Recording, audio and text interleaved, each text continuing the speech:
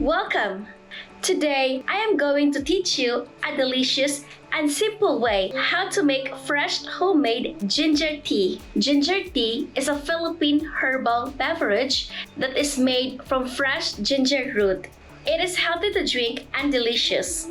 To make this recipe, we need the following ingredients. 1 medium-sized ginger, cleaned and peeled, 5 cups of water, 1 tablespoon of sugar syrup, or you may also have 1 tablespoon of honey if you don't have a sugar syrup. If you want to learn how to make a delicious sugar syrup, check out this link. First, you have to thinly slice the ginger.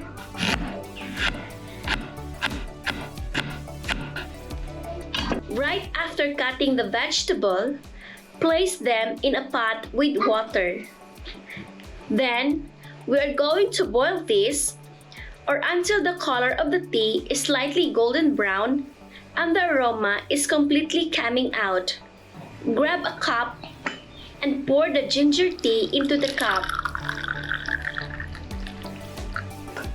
To make it more delicious and soothing, add 1 to 2 tablespoons of sugar syrup or honey according to your preferred taste.